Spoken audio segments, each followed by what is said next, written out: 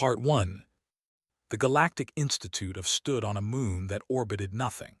Long ago, the planet it once circled had been destroyed in a war no one remembered, but the moon remained, held in place by machines older than most civilizations in the collective. It was a fitting home for the study of minds both living and dead. Professor Eth had taught at the Institute for 60 cycles. In that time, he had seen students arrive full of curiosity and leave forever changed by what they learned. This was expected. The Department of Horror Studies did not attract those seeking comfort. It attracted those who wanted to understand fear itself. Eth was a species known for their calm nature and their many eyes. He had 7, arranged in a circle around his narrow head, and they rarely blinked at the same time. This gave him an unsettling appearance that he had learned to use to his advantage in lectures. Students paid attention when they felt watched from every angle. For most of his career, Eth had taught courses on the standard terrors. The hollow plague of Deneb IV, which ate memories until victims forgot how to breathe. The living mazes of the outer reach, structures that rearranged themselves around trapped explorers. The singing crystals that drove entire mining colonies mad with sounds only certain species could hear. These were documented horrors, studied, and safely contained within academic frameworks. But 15 cycles ago, something had changed. A new species had joined the collective. They called themselves humans, and they came from a small blue planet in an unremarkable arm of the galaxy. At first, no one paid them much attention. New species joined every few cycles. The collective had existed for 100,000 years and had welcomed thousands of worlds into its fold. The humans seemed pleasant enough. They smiled often, which some species found unsettling, but they were eager to learn and quick to offer help. Their technology was primitive compared to most collective members, but they showed remarkable adaptability. Within just a few cycles, they had established themselves as reliable traders and enthusiastic participants in galactic culture. Eth had paid them no more attention than anyone else until a colleague mentioned a curiosity. The colleague was working on a translation project, converting historical documents from new member species into the common collective language. Most species had histories that followed similar patterns. Early struggle, gradual development, internal conflicts that eventually gave way to unity, then peaceful expansion into space. The humans, his colleague said, did not follow this pattern. Eth had asked what he meant.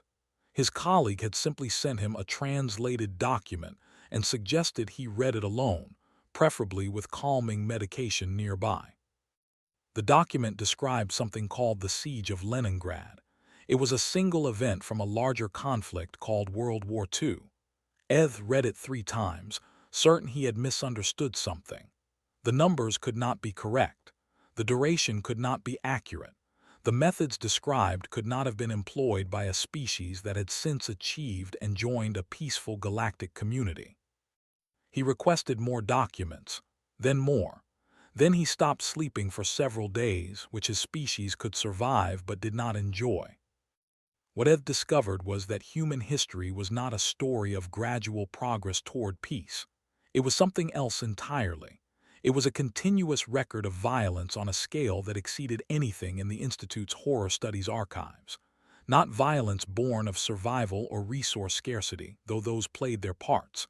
This was violence as culture, violence as religion, violence as entertainment. He found records of humans fighting over ideas, abstract concepts that led to centuries of death. He found economic systems built entirely on forced labor, sustained across generations. He found weapons designed not to win wars, but to make winning unnecessary by leaving nothing alive. He found something called mutual assured destruction, which appeared to be a security policy based on the promise of total annihilation. And through it all, he found something that disturbed him more than any specific event. He found that humans knew exactly what they were doing. Their own historians had documented everything. Their own philosophers had debated the ethics of their actions. Their own artists had created works celebrating, mourning, and analyzing their capacity for destruction. They were not blind to their nature. They saw themselves clearly. They simply continued anyway. Eth brought his findings to the Academic Review Board. He proposed a new course for the Department of Horror Studies. He called it Human History, Pre-Contact Era.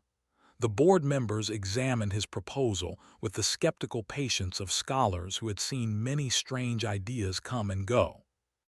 Then Eth shared his research.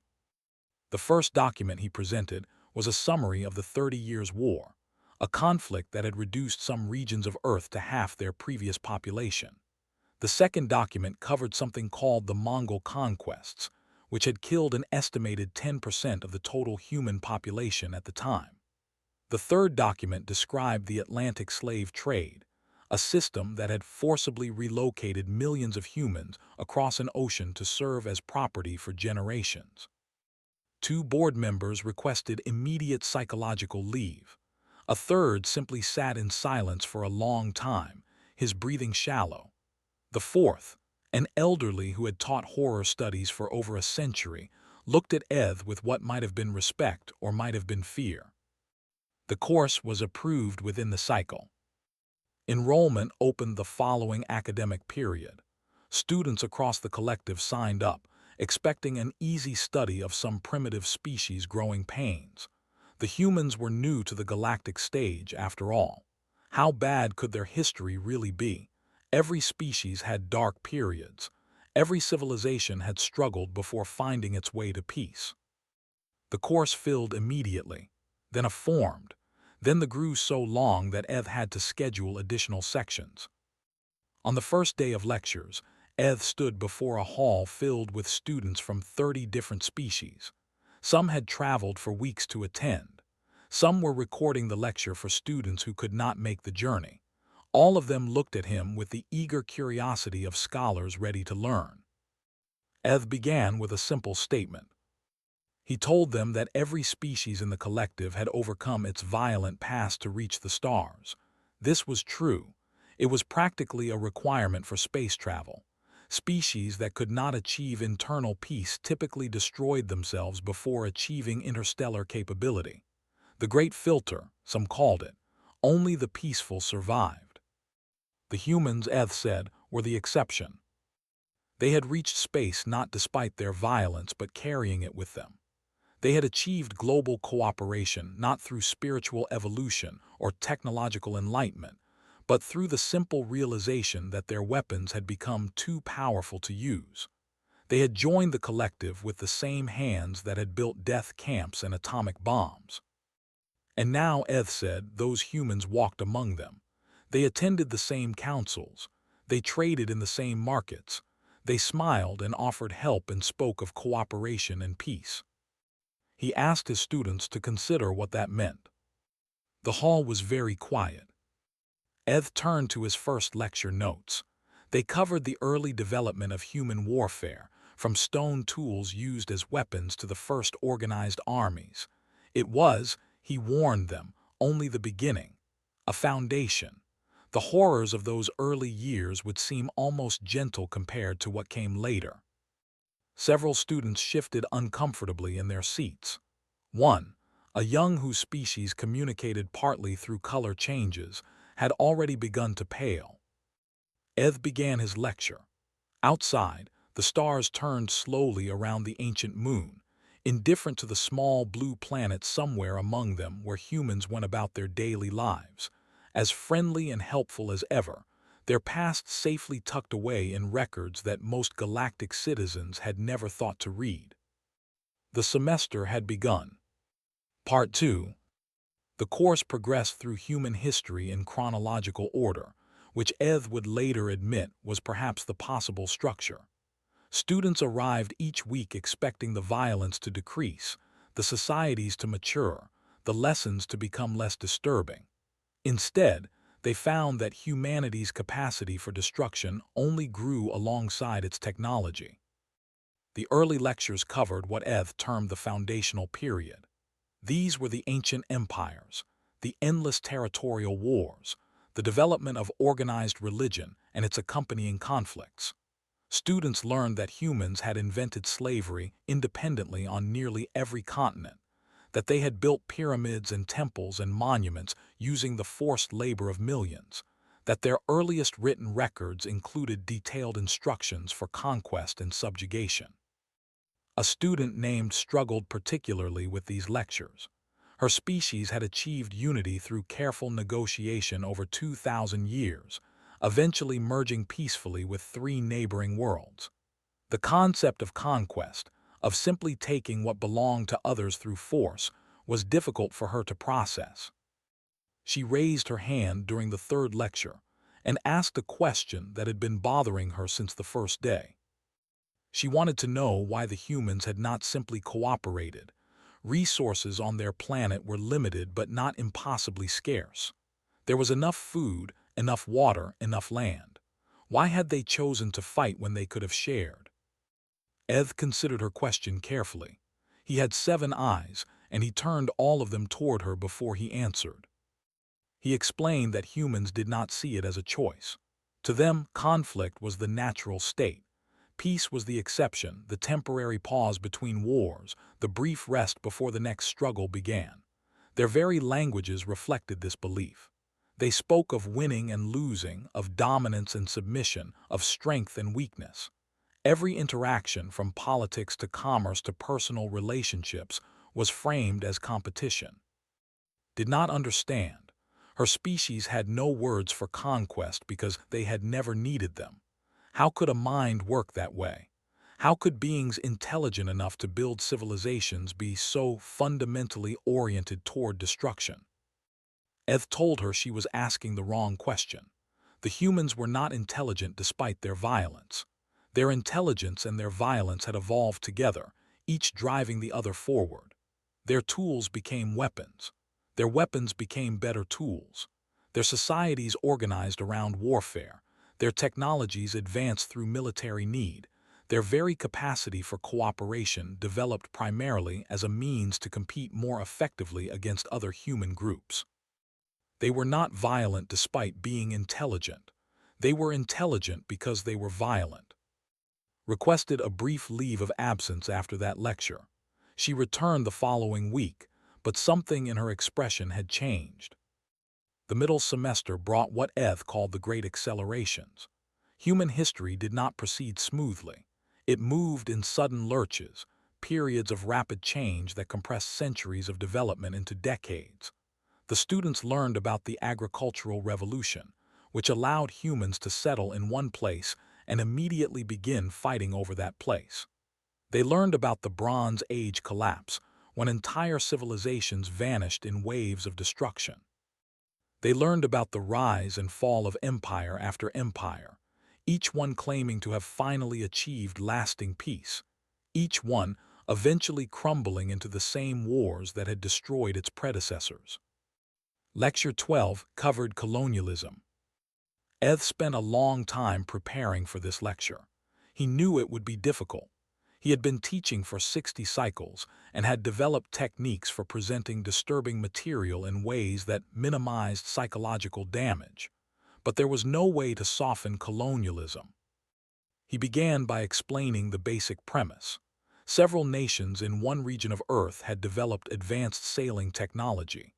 They used this technology to travel to other regions of their planet and claim those regions as their own, not through alliance or negotiation, but through simple declaration.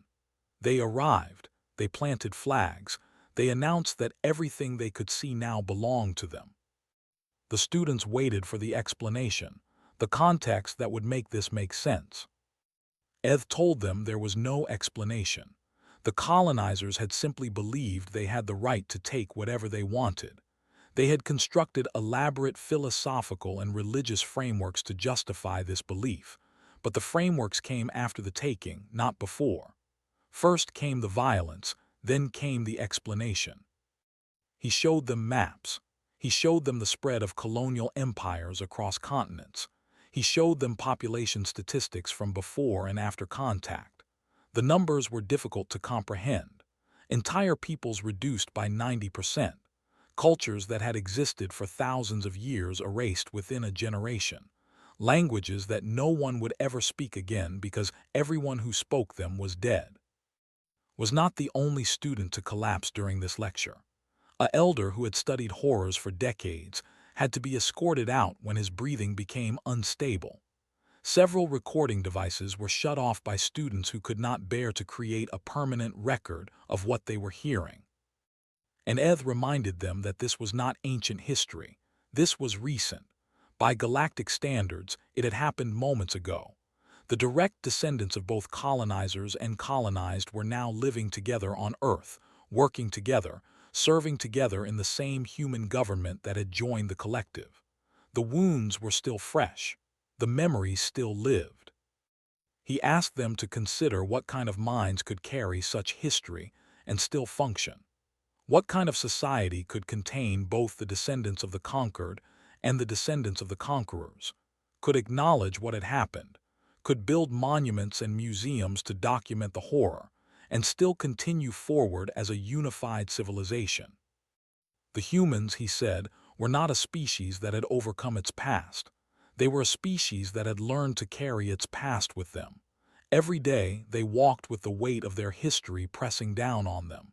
Every day they chose not to repeat it, but they never forgot. That was perhaps what made them most unsettling. They knew exactly what they were capable of. They had proven it countless times. And they continued anyway, building and growing and spreading, carrying their capacity for destruction wherever they went like a tool they hoped never to use again but refused to put down. Lecture 18 covered the 20th century. By this point, enrollment had dropped by half. Some students had requested transfers to other courses. Some had taken medical leave. Some had simply stopped attending without explanation. But the remaining students had developed something Eth recognized. It was a kind of grim determination, a need to see this through to the end, to understand fully what they were dealing with. He covered the world wars. He covered the atomic bombs. He covered the Cold War and the doctrine of mutual assured destruction. He covered genocides and ethnic cleansings and weapons designed to cause suffering rather than simply death. A student asked why the humans were still alive. How had they survived the 20th century? How had they not destroyed themselves? Eth admitted he did not know. By all reasonable projections, humanity should have ended itself multiple times during that period. They had built weapons capable of eliminating all life on their planet. They had created systems that could launch those weapons within minutes. They had placed their survival in the hands of imperfect detection systems and imperfect human judgment. And somehow they had not pressed the button. Perhaps it was luck. Perhaps it was something in their nature that even they did not understand. Perhaps, Eth suggested, their long history of violence had taught them exactly where the line was, exactly how far they could push before pushing became falling. The final exam question was simple. Given everything they had learned, the students were asked to explain how humanity had achieved interstellar cooperation rather than self-extinction. No student answered satisfactorily, neither could Eth. Part 3. The course had become famous throughout the collective. What began as an academic curiosity had grown into something approaching a phenomenon. Students who had never considered suddenly wanted to understand the humans. Scholars from dozens of disciplines requested access to translated documents. Council members quietly asked for private briefings. And eventually, the humans themselves took notice. The request came through official diplomatic channels. A delegation of human ambassadors had heard about the course and wished to observe a lecture. They offered no explanation beyond a desire to provide context and clarification. The Institute's administration was unsure how to respond. Eth agreed immediately. He had been studying humans from a distance for cycles. He wanted to see how they would react to seeing themselves through alien eyes. Ambassador Wei arrived alone, though the Institute had expected a larger group. She was a small woman, elderly by human standards, with gray streaks in her dark hair and lines around her eyes that suggested frequent smiling. She wore simple diplomatic clothing and carried a small device for taking notes. She asked politely where she should sit. Eth directed her to the back of the lecture hall. Students who had arrived early watched her walk past them. Several involuntarily pressed themselves against their seats as she passed, putting as much distance between themselves and the human as their bodies would allow. Ambassador did not seem to notice, or perhaps she simply chose not to react. She took her seat, arranged her note-taking device, and waited with the patient calm of someone who had spent decades in diplomatic service. Lecture 23 covered the Cold War in detail. Eth had delivered this lecture many times now. He knew how to pace the information, when to pause for effect, when to give students time to process what they were hearing. He covered the development of nuclear arsenals, the proxy wars fought across developing nations, the intelligence operations that toppled governments and installed dictators. He covered the Cuban Missile Crisis, when humanity had come within hours of ending itself. He covered the false alarms, the times when faulty equipment or misinterpreted data had nearly triggered launches. He covered the protocols that were supposed to prevent accidents and the many times those protocols had failed. Throughout the lecture, Ambassador took notes. Her expression remained neutral and attentive, the practiced face of a diplomat listening to a routine briefing. When the lecture ended, the students sat in silence. Some were openly crying. In the front row had curled into a tight defensive sphere, a stress response his species could not control. Was breathing in short, shallow gasps. Several students stared at nothing, their minds struggling to process what they had heard. Ambassador raised her hand. Eth acknowledged her, and she stood to address not just him but the entire hall. She complimented his research. She said his accuracy was commendable, that he had clearly done thorough work with the translated materials. But then she asked a question. She noticed that the course stopped at first contact with the collective, 15 cycles ago. She wanted to know why. Eth explained that the course covered pre-contact history only. Since joining the collective, humans had been peaceful members of galactic society. There was nothing further to study from a horror studies perspective. Ambassador's smile did not change, but something in her eyes shifted. She told him that was precisely what concerned her about his curriculum. She moved forward, addressing the students directly now. She acknowledged that they had learned what humans were capable of. Every word of it was true. The wars, the genocides, the weapons, the ideologies, the systems designed to categorize and eliminate and destroy. All of it had happened. All of it was documented in their own records. They had hidden nothing. But she said the students had drawn the wrong conclusion. They believed humans had stopped, that joining the collective represented some kind of turning point, a final evolution beyond their violent nature. That the friendly ambassadors and eager traders and helpful advisors were the real humans, the ones that had finally emerged after of darkness. Ambassador told them they were wrong. Humans had not stopped being what they were. They had simply gotten better at choosing when to be it. The violence was still there. The capacity for destruction was still there. Every human alive carried the full weight of their history and their genes and their culture and their memories.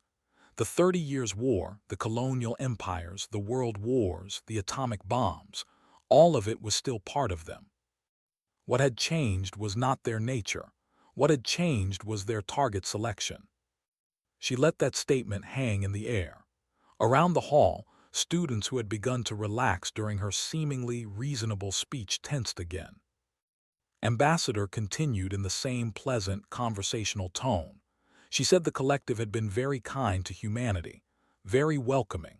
When humans arrived 15 cycles ago, primitive and eager and full of potential, the established civilizations had embraced them, had shared technology and knowledge and resources, had treated them as equals despite their obvious developmental gaps.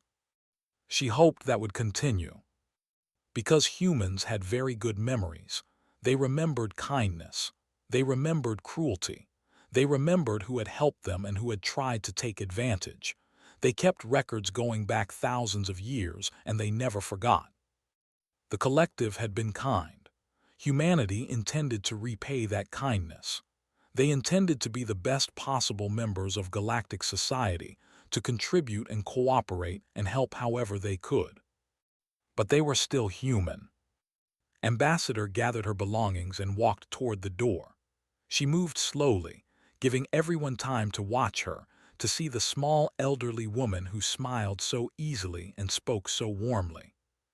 At the door, she turned back. She suggested that Professor Eth might want to develop a follow-up course. She recommended calling it Human Military Doctrine, Post-Contact Era. She suspected the students would find it educational. The door closed behind her. For a long time, no one in the lecture hall moved. Eth stood at his podium, his 7 eyes unfocused, his mind processing what had just happened. The students remained in their seats, frozen by something more complex than simple fear. Ambassador had not threatened anyone. She had not raised her voice or made demands. She had simply reminded them of what they already knew but had chosen not to think about. The humans had not changed. They had joined the collective carrying everything they had ever been. The wars were inside them. The genocides were inside them. The capacity to build weapons that could end worlds was inside them. And they had been treated kindly. Eth canceled the remainder of the semester that afternoon. He submitted his resignation the following day. The Department of Horror Studies quietly removed the course from its official, though the records remained in the administrative archives. But those records did not stay where they were. Within cycles, copies had spread to other departments. Military strategists requested access. Diplomatic analysts built case studies. The Collective Security Council commissioned a classified report on human psychological profiles and potential threat assessments. The course was eventually reinstated, but not under horror studies. It was reclassified under a new department entirely. They called it Strategic Threat Assessment, and enrollment was limited to those with proper security clearances. The humans continued to smile. They continued to help. They traded fairly and kept their agreements and contributed to every cooperative project that would have them. In every measurable way, they were model members of galactic society. But in the quiet offices where the collective's future was planned, officials began to keep a closer eye on the small blue planet and its friendly, helpful inhabitants. Just in case kindness ever stopped being the smart strategy.